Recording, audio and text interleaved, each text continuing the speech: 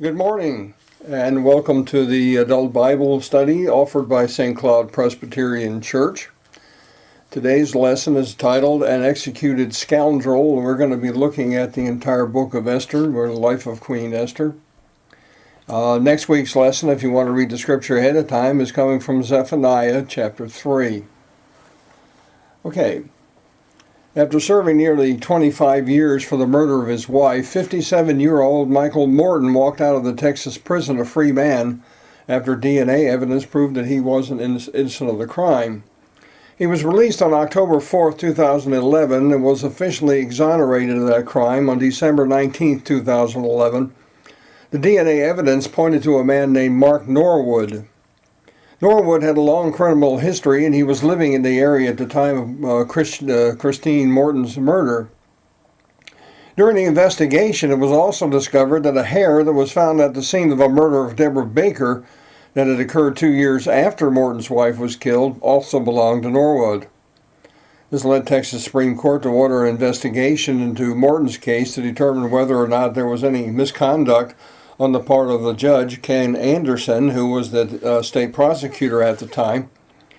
Well, the investigation revealed that Anderson had withheld exculpatory evidence at the trial, and that would have cleared Morton.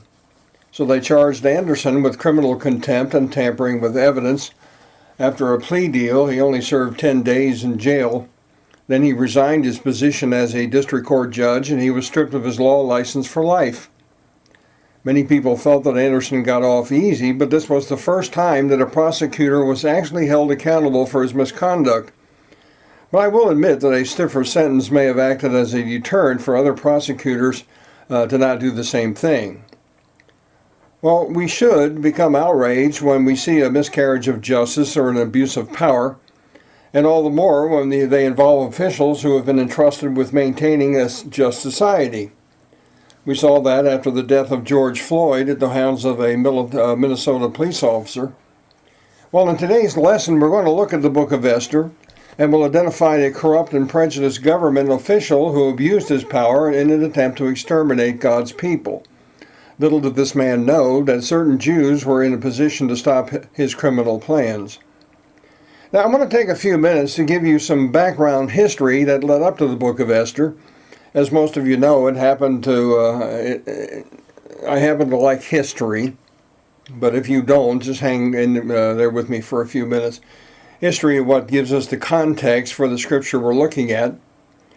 Back in 480 BC, a massive Persian army was on the march, and its mission was to defeat the forces of Athens and their Greek allies. Greece had not become a unified country at the time. It was made up of an independent city-states that were competing with each other. In fact, they would very often go to war with each other. Some ancient writings claim that the Persian army was made up of 1 million men. More modern sources say that it was more like a few 100,000. But either way, this massive Persian army was descending on the Greek city of Athens. Now, at that time, the Persian Empire stretched from modern-day Libya to Africa all the way to Pakistan and Asia. By landmass, it was the largest empire in history. And the Persians were the ones who had defeated the Babylonian Empire and had allowed the Jews to return to Jerusalem. Today, the descendants of the ancient Persians are now known as Iranians. As near as we can tell, there was about 50 million people living in the Persian Empire at that time. They had conquered the Babylonian Empire in 539 BC, which made Persia the dominant power in the Middle East. That dominance lasted for over 200 years. Then they were replaced by the Greeks, led by Alexander the Great, and the Greeks were replaced by the Romans. Initially, this region of Greece had been conquered by the Persians back in 550 BC, but Darius's armies were defeated by the Athenians in the now famous Battle of Marathon in 490 BC. Now, just as a footnote here, even though this is not historically correct, a story arose about after the battle about a messenger named Pheidippides, who was supposed to have run 26 miles from Marathon to Athens to announce that the Greeks had won the battle. That's where we get the name and the distance for the modern-day marathon. Well, this defeat enraged Darius, so he amassed a great army, and he sets out to get revenge on the Greeks for winning that battle. But Darius never gets his revenge because he died before he could make it happen. That meant that his quest for revenge fell to his son, Xerxes. Xerxes lived from 519 BC to 465 BC. He came to power in 486 BC. And when he took the throne, and he was first order of business was to deal with the Egyptians, who were allies with the Babylonians because they were giving him trouble at the time. So getting revenge on the Greeks for beating the Persians at Marathon had to be put on a back burner for a while. But by 481 BC, Xerxes is ready to launch an attack on Greece in order to avenge his father's defeat at Marathon. Well, he gathers up an army of about 250,000 men, and he stashes them in what is now modern-day Turkey, where they were to await the order to cross over into Greece. Now, in order to do that, they were going to have to find a way to get across the Aegean Sea, which they figured out later. But when they get to Greece, things don't go as well as Xerxes expected. The Persians did manage to sack the city of Athens, but the Greeks ultimately defeated the Persians and drove them out of Greece. And there were some very famous battles fought during this time. The Battle of Thermopylae was one of them. This is where the 300 Spartans held off the Persians in the narrow mountain pass. They were there. Then there was the Battle of Salamis, where the Greeks totally obliterated the Persian fleet. It's thought that the Persians actually lost 300 ships in that battle, and these battles are what opened the doors for the Greeks to take over as the next world power. Well, Xerxes continues to fight the Greeks, and he did have some successes. But before long, the defeats outnumbered the victories, and when a man named Alexander the Great came along, the Persians were defeated once and for all. So Alexander conquers the Middle Eastern world and establishes what we know as the Greek Empire. Well, what does that have to do with the book of Esther? Well, the Persian Empire that the Greeks called, Persian emperor that the Greeks called Xerxes actually had several names. His Persian name was Khosrow. In Hebrew, he was known as Ahasuerus, and that's how his name appears in the Hebrew scriptures. Well, Ahasuerus, translated into English, is Ahasuerus, and that's how you'll see it in the book of Esther in the English Bible. But there are a few translations that stick to his Greek name, Xerxes. So the king in the book of Esther is none other than Xerxes, the son of Darius, who fought the Greeks and ultimately lost the Persian Empire. He is also the man who had his heart conquered by a Jewish orphan girl named Esther. And when the time came, she would use her influence to save the Jewish people from extermination. That's the story of Esther. It's the story of how God used one woman to save the Jewish people. Now, even though the book of Esther bears her name, she did not write it. The fact is, we have no idea who wrote it. Whoever the author was, he had a very good knowledge of Persian customs, etiquette, and history, as well as a familiarity with the palace at Susa. The author also had a very strong sense of Jewish nationalism. He also had a very good knowledge of the Hebrew calendar and Hebrew customs. It's possible that the author was a Persian Jew who had moved back to Jerusalem before writing this book. My guess is that Esther's cousin Mordecai wrote it, but Ezra and Nehemiah have also been put forth as possible authors. But whoever wrote it must have been living in Persia at the time these events took place. Of course, we all know that the real author is God. All right, let's start at the beginning. This book starts out by describing the vast kingdom that Ahasuerus ruled over. Verse 1 in chapter 1 says it stretched all the way from India to Ethiopia. Today, that would be from modern-day Pakistan to Libya.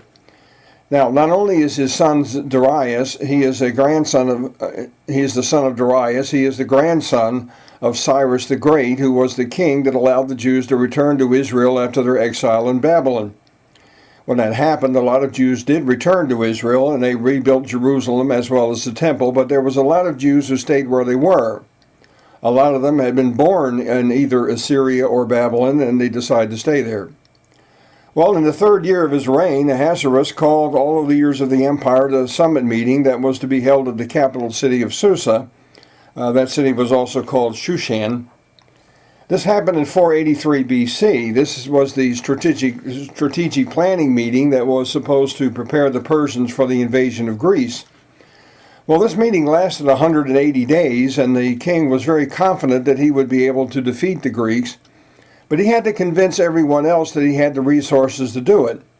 So he spent a lot of time during those 180 days showing off his riches and his power. Well, he ends the meeting by throwing a lavish banquet that lasted for 7 days, and here's what they had. There were white cotton curtains and violet hangings fastened with cords of fine linen, and purple and silver rods, and marble pillars, and also couches of silver on a mosaic pavement of porphyry, marble, mother of pearl, and precious stones. Drinks were served in golden vessels of the different kinds, and the royal wine was lavished according to the bounty of the king. The drinking was according to his edict. There is no compulsion, for the king had given orders to all the staff of his palace to do as each man desired. That's a long way of saying that it was a 7-day drunken orgy. Well, the Persian queen at the time was a woman named Vashti, and Queen Vashti had thrown an equally lavish shindig for the wives. Well, Vashti is basically a trophy wife, so after 7 days of drinking and indulgence, Ahasuerus decides that he wants to put his wife on display. So he commands his wife to show up on the 7th day and present herself in all her royal regalia, but she refuses. I mean, she's not going to parade herself in front of a bunch of drunken old men. Some commentators have suggested that she may have even been pregnant at the time with her son Artaxerxes. At any rate, she says, "I'm not coming." Well, Ahasuerus is furious. Here he is trying to impress these guys with his power, and his old wife tells him to blow it out your ear, "I'm not coming." I mean, how embarrassing. He was also afraid that Vashti's actions were going to start a women's liberation movement in the kingdom. After all, if the queen could get away with it, then every woman in the kingdom would think that she could get away with it too. For the queen's behavior will be made known to all women, causing them to look at their husbands with contempt, since they will say, "King Ahasuerus commanded Queen Vashti to be brought before him, and she did not come." This very day, noble women of Persia and Media who have heard of the queen's behavior will say the same to all the king's officials, and there will be contempt and wrath in plenty. So he demotes her. She is no longer going to be the queen, and he spreads the word that she didn't get away with it. Ahasuerus makes it very clear that no one can disobey the king, not even the queen. Then he sets out to find a new queen. Now, by the way, Ahasuerus had a very violent temper, and it was on display in what he did to his queen. Well, just 1 year later, the Persian army is assembled in Turkey, and in order for his army to march into Turkey, from Turkey into Greece, he ordered that bridges be built across the Hellespont. That's a very narrow piece of water between the Black Sea and the Mediterranean. They needed to get through there in order to get into Greece. Well, a storm destroyed the bridges before they could be used, and when Ahasuerus heard about it, he was furious. He said that his engineers didn't build the bridges strong enough, so he rounded them all up and chopped off their heads. Then he was so furious at the water that he sent soldiers into the water with whips and demanded that they give the ocean 300 lashes for its insubordination. Then he sent more soldiers into the water to throw shackles into the water to bind the water and to stab the water with red-hot irons. Now tell me if those are the actions of a rational man. This explains why he treated his queen the way he did. Well, let's fast forward 4 years into the future. 4 years have gone by, and there is still no queen. Okay, why 4 years? Well, this is the time when the failed Persian invasion of Greece took place. It lasted 2 years, and that little escapade occupies all of the king's time, so he doesn't have time to deal with the issue of getting a new queen. Well, he's so frustrated by the fact that he isn't able to defeat the Greeks that he comes home. And since the war is going so badly, he decides that he needs a diversion, and the diversion is going to be selecting a new queen. After these things, when the anger of King Ahasuerus had abated, he remembered Vashti and what she had done and what had been decreed against her.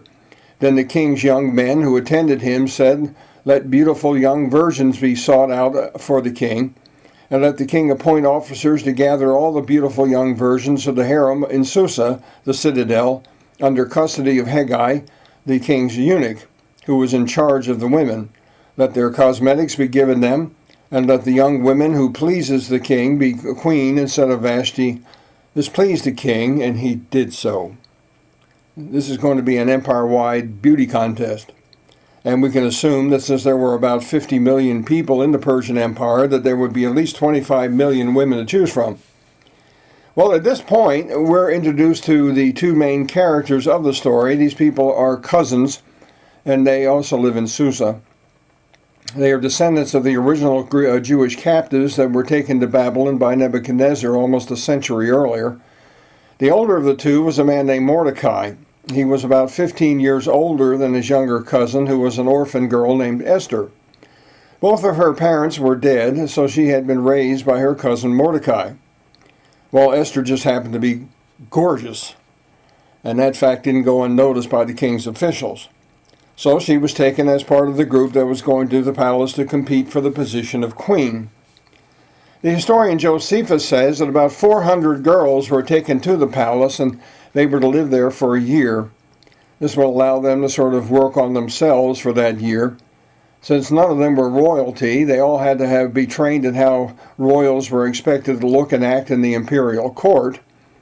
Then at some point after the year was up, they would be presented to the king so that he could make his choice, and one of them would be elevated to the position of queen. So they had a year of primping to get themselves ready.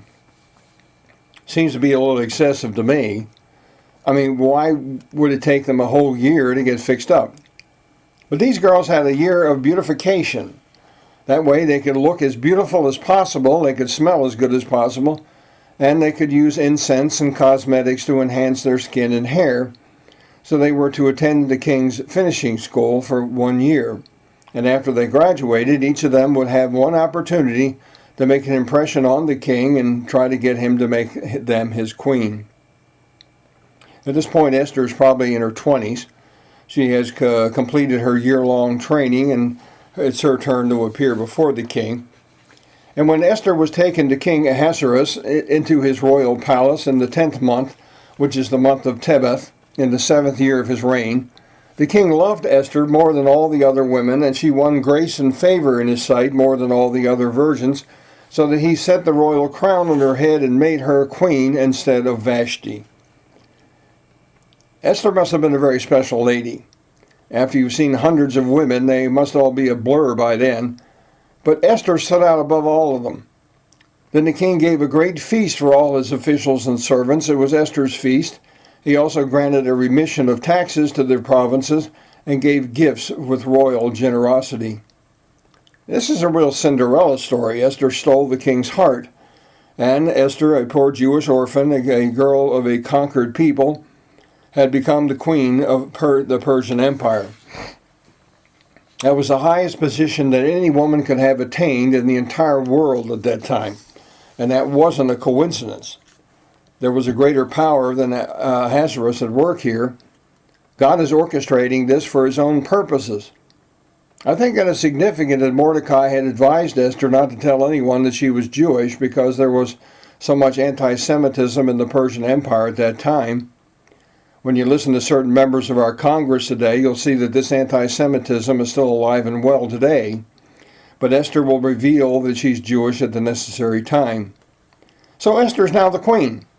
She had gone from being an obscure little Jewish orphan girl to being the most important woman in the world. And it was all driven by her physical beauty and her charm. Now, not long after Esther was crowned, the story gets fascinating. It seems that her cousin Mordecai is sitting in the entrance of the palace. So why do you suppose he would do that? Well, he's the one who raised Esther, so he's concerned about her. So whenever he can, he hangs around the palace so he can get a word from her and about her. My guess is that Esther put in a good word for him and got him a job at the palace. Well, while he's hanging around the palace, he overhears two of the king's eunuchs plotting to assassinate the king. Apparently, Ahasuerus' temper had flared up at them, and they were angry with him. These two officials guarded the door to the king's private quarters, so they had very easy access to him, and they could have killed him very easily. Well, Mordecai just happened to hear them. This tells us that Mordecai was in places in the palace that would have been off limits to most people. But somehow he had gained access to these areas. Like I said earlier, since he was the queen's cousin, she may have given him a job at the palace. Well, as soon as he hears what these guys are planning, he sends word to Esther, and Esther tells the king. And she lets the king know that the information had come from Mordecai. When the affair was investigated and found to be true, the men were both hanged on the gallows, and listen to this, and it was recorded in the book of the Chronicles in the presence of the king. The Persians kept records on absolutely everything. Every time the king farted, they'd write it down. That's why they know so much about their history. So everything they was recorded, how the plot they had been overheard by Mordecai, how Mordecai had informed Esther, how Esther had informed the king, how the king's life was spared, and how these two conspirators were hanged. It was all in a royal record. Why? Because things like that were supposed to be rewarded, and the king knew it. Loyalty was to be rewarded just as much as disloyalty needed to be punished. And at a future date, there would come a time when Mordecai would be rewarded for saving the life of the king. All ancient monarchs were very careful to honor and reward the people who demonstrated their loyalty to him. That's how they were able to secure that type of loyalty. And in order to be able to do that, they kept a record of any act of valor or special service that was rendered to the monarch. Now let's move on to chapter 3. In this chapter, we are introduced to the next main character in the book. It's a man named Haman. This is a man who had been promoted by the king to a position that was above all the other officials in the empire. He is the king's major domo. He is the one who makes sure that the king's orders are carried out. But there's something very interesting about this guy, and this is the key to this whole story. Haman was an Agagite.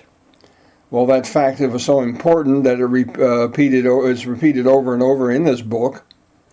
Okay, so why is that little fact so important to know?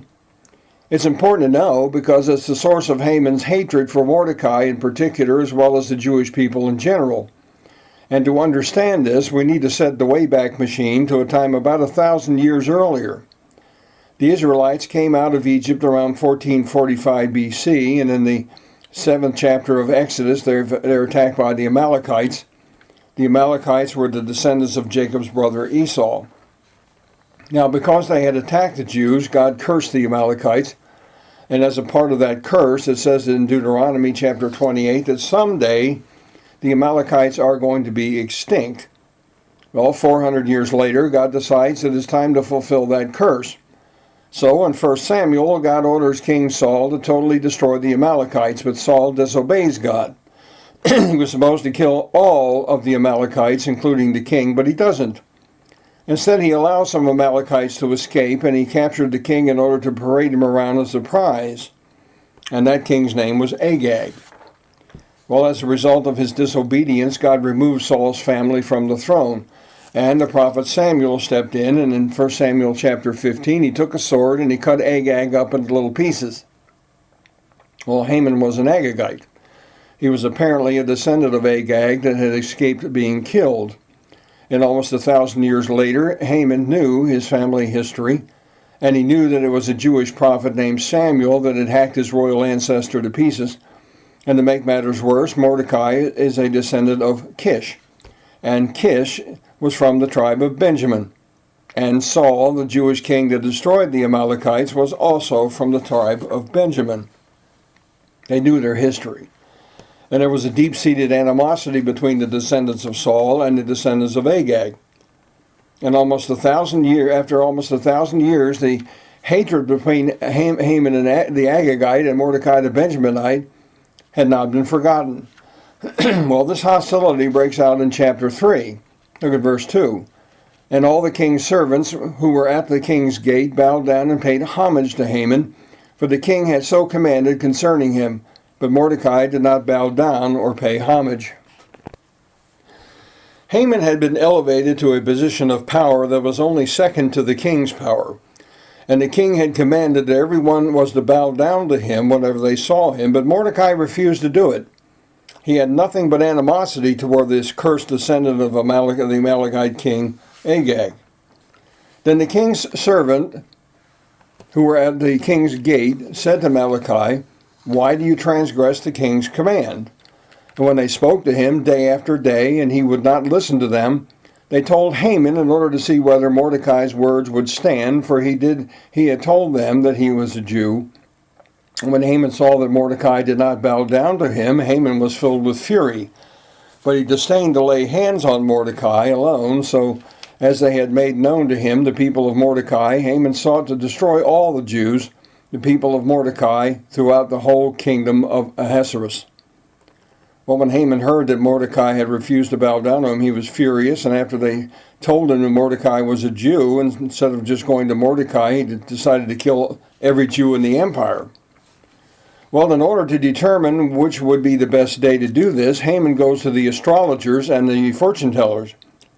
And once they had determined what day that was going to happen, Haman goes to the king and says that his kingdom is infested with Jews who refuse to obey his laws and they should be eliminated. Of course, that wasn't true. The Jews were law-abiding citizens. Then, just to make his plan more appealing to Ahasuerus, he tells him that if he kills all the Jews, he can confiscate all their wealth for himself. Well, Ahasuerus thinks that that's a great idea, so he gives his signet ring to Haman. That way Haman can stamp that ring onto the documents that will authorize the genocide of the Jews. At this point, Haman hits the road running, and he sends out decrees to every province in the kingdom that on that predetermined date, every Jew was to be killed and their property was to be confiscated. And that brings us to chapter 4. And look at verses 1 to 3. When Mordecai learned all that had been done, Mordecai tore his clothes and put on sackcloth and ashes and went out into the midst of the city, and he cried out with a loud and bitter cry. He went up to the entrance of the king's gate, for no man was allowed to enter the king's gate in sackcloth. And in every province, wherever the king's command had been and his decree reached, there was fasting and lamentation, and many of them lay in sackcloth and ashes. Well, was this simply payback by Haman for Mordecai's disrespect? No, it goes much deeper than that. Satan was trying to exterminate the Jewish people because he knows that the Messiah, the one who is going to destroy him, is going to come from the Jewish people. Well, it didn't take long before the news of what Mordecai was doing reached Esther. So she sends one of her servants to Mordecai to find out what's going on. And Mordecai sends her a copy of the decree that Haman had sent out, and asked Esther to go to the king and plead for the lives of her people. Simple solution, right? Well, not really. You see, in ancient Persia, no one went before the king without a personal invitation, not even the queen. If anybody tried to do that, they were killed immediately.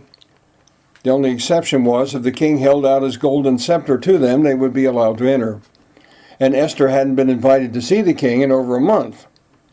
Well, she knew about the king's temper, and she was afraid to just barge in on her potentially violent and irrational husband. After all, he had demoted Vashti for one act of noncompliance. You see, not only would Esther be violating royal protocol by attempting to see the king without being invited, she would be risking her life. And Esther sends a message to Mordecai telling him about her fear.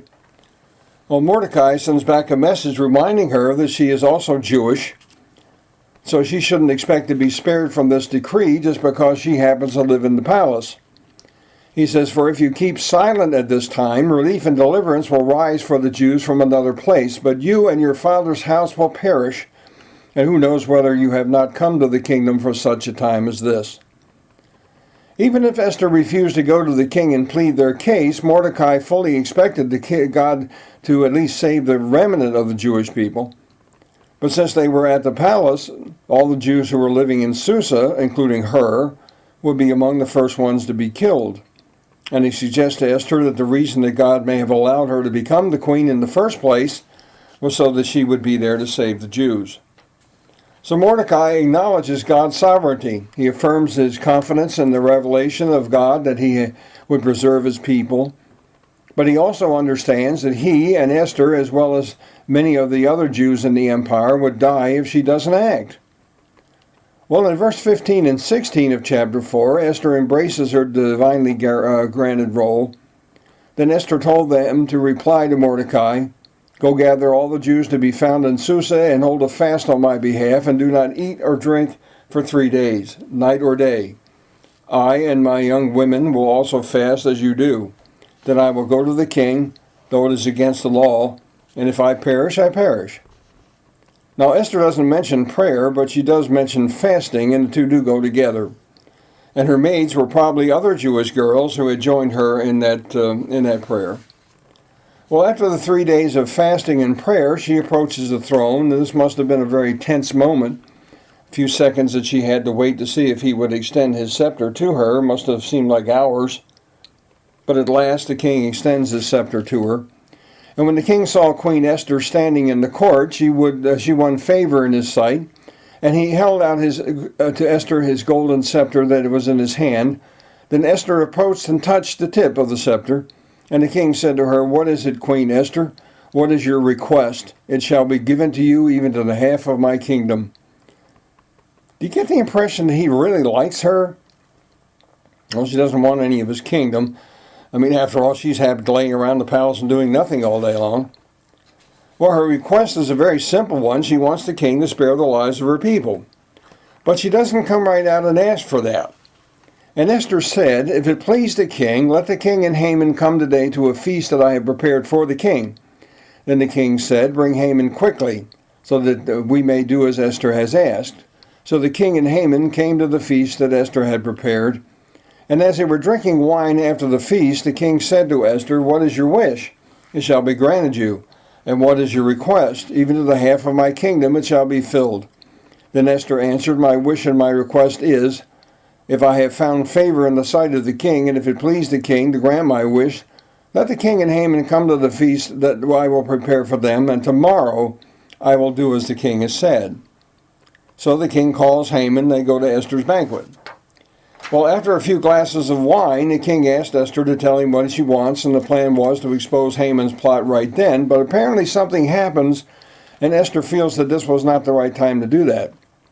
So she asked the king if they could do this again tomorrow, and she'll tell him what she wants when they meet again. Well, this is all playing into Haman's overinflated ego. I mean, after all, he had been invited to 2 separate banquets with the king and the queen only. Wow. So Haman is as happy as a clam in high tide. But on his way out, he sees Mordecai, and this ruins his good mood. So when he sees Mordecai, he goes crazy and with rage, and he decides that he has to get rid of this man. So he orders that a gallows be built, and he planned to execute Mordecai the next day. And that brings us to chapter 6. Ahasuerus is back in his palace, and he can't sleep. We aren't told why he can't sleep, but he does a really strange thing. He asks his servants to read the royal records to him. I would guess that he felt that having to listen to that stuff would be so boring that it would put him to sleep. Well, we can see God working in this because they eventually get to the record of how Mordecai had saved the king's life by revealing the plot to assassinate him. Apparently the king had forgotten that little episode, so he asked the guy reading to him to get to the part that tells him about what they had done to reward him. And the reader tells him that they had done nothing to reward him. Mordecai had reported this plot 5 years earlier, but he had never been rewarded for it. Can you see where this is headed? Well, Ahasuerus is anxious to rectify this oversight, so when Haman arrives at the palace the next morning, his intention is to ask the king to authorize the hanging of Mordecai. But before he can get to that, the king asked Haman what he thought would be an appropriate reward to give to a man that the king wants to honor. Well, Haman's ego immediately kicks in again, and he thinks the king is intending to honor him. He thinks, whom would the king delight to honor more than me? So he says, for the man whom the king delights to honor, let royal robes be brought, which the king has worn, and the horse that the king has ridden, and on his head a royal crown is set, and let the robes and the horses be handed over to one of the king's most noble officials. Let them dress the man whom the king delights to honor, and let them lead him on the horse through the square of the city, proclaiming before him, thus shall it be done to the man whom the king delights to honor. And it's obvious that Haman wants to be king for a day.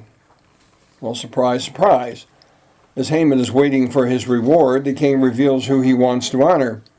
Then the king said to Haman, "Take the robes and the horse, as you have said, and do so to Mordecai the Jew, who sits at the king's gate. Leave out nothing that you have mentioned." That noise you just heard is Haman's jaw hitting the floor. Things aren't working out the way that Haman had planned. So, as humiliating as this may be, Haman is forced to honor a man that he hates, a man that he has promised to execute that day. He's the guy who had led the parade through the city that was to honor Mordecai. And everywhere he goes, he's forced to say, "Thus shall it be done to the man whom the king delights to honor."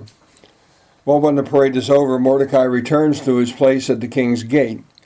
But Haman is so humiliated that he covers his head so that no one can recognize him, and he returns to his home with his tail between his legs. Then Mordecai returned to the king's gate, and Haman hurried to his house, mourning and with his head covered. And Haman told his wife Zeresh and all his friends everything that had happened to him. Then his wise men and his wife Zeresh said to him, "If Mordecai, before who you have begun to fall, is of the Jewish people, you will not overcome him, but will surely fall before him." In other words, they tell Haman that he's in real trouble if he thinks that he can do anything that might harm Mordecai. They warn him that if he tries to wipe out Mordecai and his people now, he's on the wrong side of the issue. The coin of phrase, "the worm has turned." So confused, Haman goes to the second banquet on the same day, and he tries to steady his heart rate as he sits down to another startling surprise. It's in chapter 7.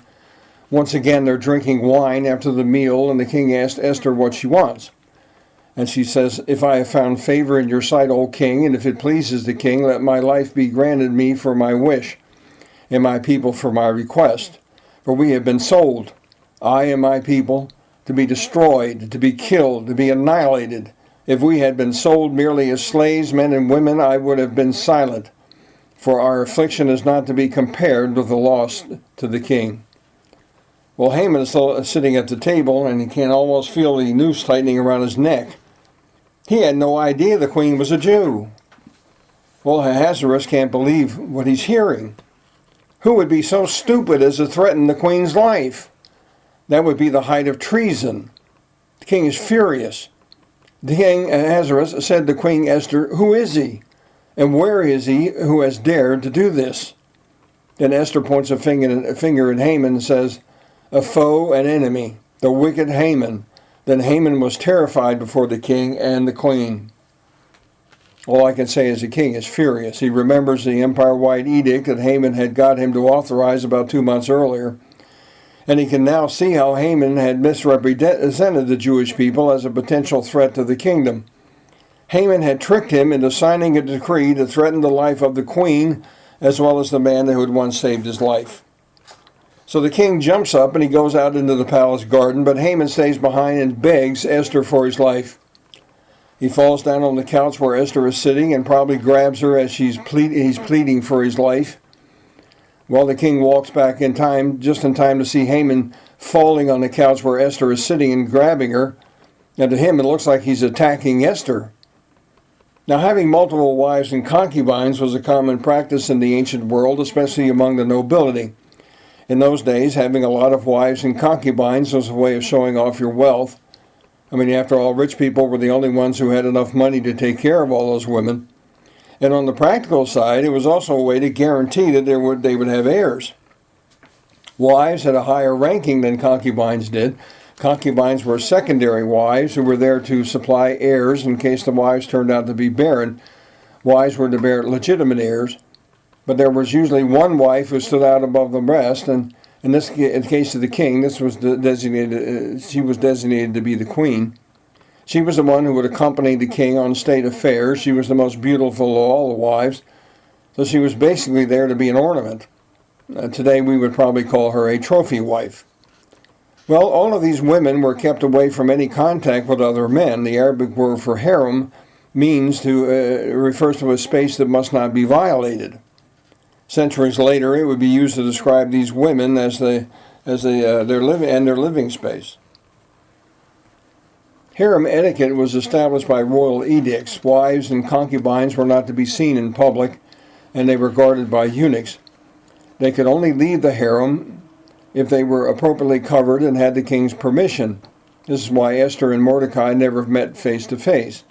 Instead, they communicated through servants. The woman in the harem lived in seclusion, so it's easy to understand why Ahasuerus was outraged when he thought he saw Haman assaulting his queen. The king says, "Will he even assault the queen in my presence in my own house?" If Haman's fate wasn't sealed before, he was as good as dead then. And it all traced back to a personal vendetta against Jews that went back for almost 1,000 years. At that point, the royal guards rushed in to protect Esther, and they covered Haman's face, and they had led him away to be executed. In Harbonah, one of the eunuchs and attendants on the king said, "Moreover, the gallows that Haman has prepared for Mordecai, whose word saved the king, is standing at Haman's house, 50 cubits high." And the king said, "Hang him on that." So they hanged Haman on that gallows that he had prepared for Mordecai. Then the wrath of the king abated. Now, just as kind of a footnote here, some commentators feel that this wasn't really the type of gallows that we would think of when we hear the word today. It didn't have a rope or a noose. This was a pole that was sharpened at the top. And the one to be executed was impaled on that pole and left to die a very slow and painful death. It was ironic that Haman was executed on the same day and the same gallows that he had planned to use to execute Mordecai. Today, the theft of digital property is an ongoing problem in this age where everything seems to travel on the internet. Adobe, Apple, and Microsoft are losing profits when businesses illegally copied software that they had developed. In the early 2014, businesses enlisted the help of the Business Software Alliance to run online ads offering a reward to employees who informed them of a company that was copying their software illegally. Well, this effort backfired in a very unusual way. It was discovered that the image of a pot of gold that was being used in this ad was published without getting the license to use it. So this ad that was meant to fight digital piracy contained a pirated picture. They were guilty of participating in the very problem they were trying to solve. Poetic justice involves ironic twist of fate.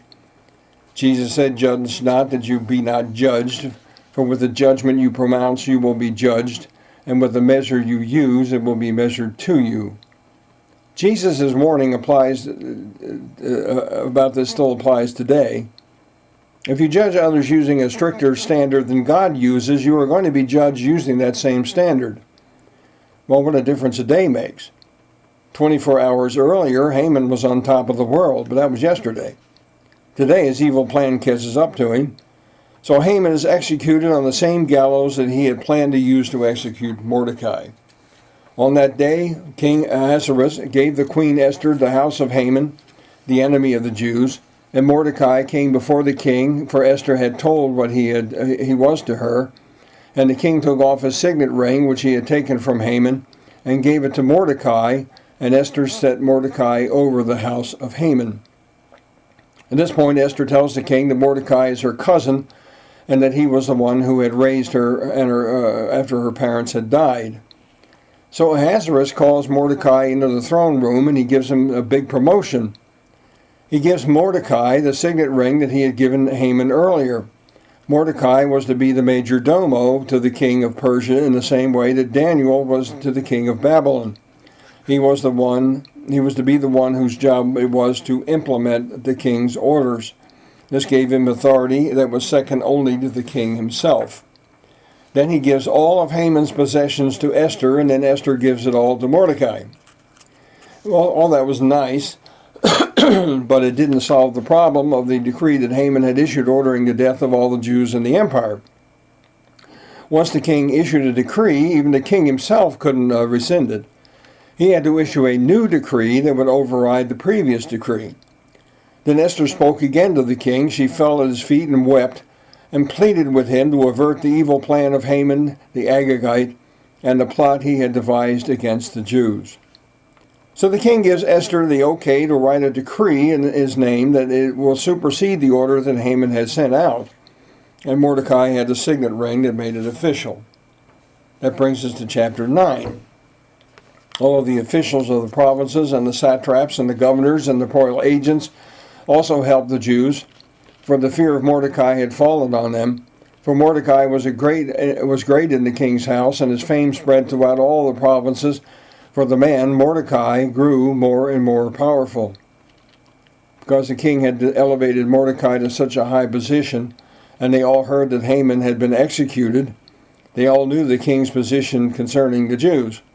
And I'm sure that they had all been told that the queen was also a Jew. Well, in order to negate the order that Haman had sent out, Mordecai has also issued a decree that allows the Jews to defend themselves against anyone who tries to harm them. You see, he knew that there was an element in the empire that wanted the Jews dead.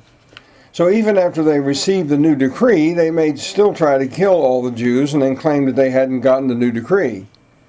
So the new decree that Mordecai issued, saying that the original decree didn't have to be carried out, also included permission for the Jews to defend themselves against anyone who tried to carry it out. Well, the day came. It was March 7th, 473 B.C. There were attacks, and the Jews defended themselves. Over 75,000 of the enemies of the Jews were killed, and the king backed them up.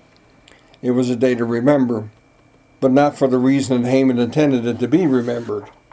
That day, March 7th, 473 B.C., established a festival for the Jews, and they still celebrate it today. It's called the Feast of Purim. Purim comes from the Hebrew word pur, which means lots. They called it that because Haman used lots to determine the day when he intended to exterminate the Jewish people. Remember what we read in chapter 9. So the Jews accepted what they had started to do and what Mordecai had written to them. For Haman the Agagite, the son of Hammedatha, the enemy of all the Jews, had plotted against the Jews to destroy them, and he cast pur, that is, cast lots, to crush and destroy them. But when it came before the king, he gave orders in writing that the evil plan that he had devised against the Jews should return on his own head, and that he and his sons should be hanged on the gallows. Therefore they called these days Purim, after the term pur. Therefore, because of all that was written in the letter, and of what they had faced in this matter, or what had happened to them, the Jews firmly obligated themselves and their offspring and all who joined them, that without fail they would keep this 2 days according to what was written and at the time appointed every year, that these days should be remembered and kept throughout every generation and every clan, province, and city, and that these days of Purim should never fall into disuse among the Jews, nor should the commemoration of these days cease among their descendants. Long after Haman had been executed, Mordecai and Esther continued to flourish in the royal house of Ahasuerus. The king had elevated Mordecai to the position of second in command in the empire, and he continued to love his queen. Against all odds, Esther, Mordecai, and the Jews had been spared. And not only were they spared, they were elevated. Verse 3 of chapter 10 says, For Mordecai the Jew was second in rank to King Ahasuerus, and he was great among the Jews, and popular among the multitude of his brothers, for he sought the welfare of his people and spoke peace to all his people. Well, where is God in the book of Esther? You see, the real hero in this story is never mentioned, and the real power behind this story seems to be notably absent. Esther is one of the 2 books in the Bible where God is not specifically mentioned. The other book is a Song of Songs. But if you pay attention, you can see God working in every page of this book. God's providence is at work in the fact that it filtered down through 25 million women in the Persian Empire to one young Jewish orphan girl who was chosen to be queen. And it was demonstrated again in the fact that her cousin Mordecai was placed where he could overhear the plot to assassinate the king and warn him about it. We can see God's power again when the king couldn't sleep one night and he decides to read the royal record where he found out that Mordecai had never been rewarded for saving his life, and even Haman's timing fell right into God's plan. It would seem as though God is not mentioned on purpose in this book. It's meant to stimulate the reader to think deeply about how some of life's circumstances occur to fulfill a divine purpose. There's an old saying that says coincidence is when God decides to work incognito. It's obvious that the events that happened in this book were not coincidental. They are not even random. There is a designer. There is a power behind all of this. God's power literally runs through every page of this book. There are no miracles in the book of Esther, but the whole thing is a miracle of divine providence. People, places, time, and actions are all the result of God's providence. There was no way that Haman or Satan using Haman could destroy God's people. They were never going to prevent God from keeping his promise to Abraham and David. God was going to send the Messiah to save the world, and he was going to be a Jew, and he was going to sit on David's throne forever. So the message for you is this. While you're going through your life trying to fix all of the little pieces of your life, you need to understand this. There is a power working in the background that is ordering every detail. Now, that doesn't mean that you'll never be able to do things on your own. But if you belong to him and are in the covenant of love, he is going to accomplish his perfect will in your life, and you can count on the fact that God is still sitting on his throne. We're living in challenging times today. There are people in power in this country who are determined to eliminate God from the United States. And we face new challenges every day, and I'm sure that you can get pretty distressed about the way things are going. The world is in chaos. There are forces out there who want to destroy God's people. It can be frightening, but not in God's kingdom. The divine architect is ordering our lives. Those of us who belong to him are living in a covenant of love with him. He is ordering our lives so that our lives will fit into his eternal glory. How wonderful it is to live our lives with that confidence.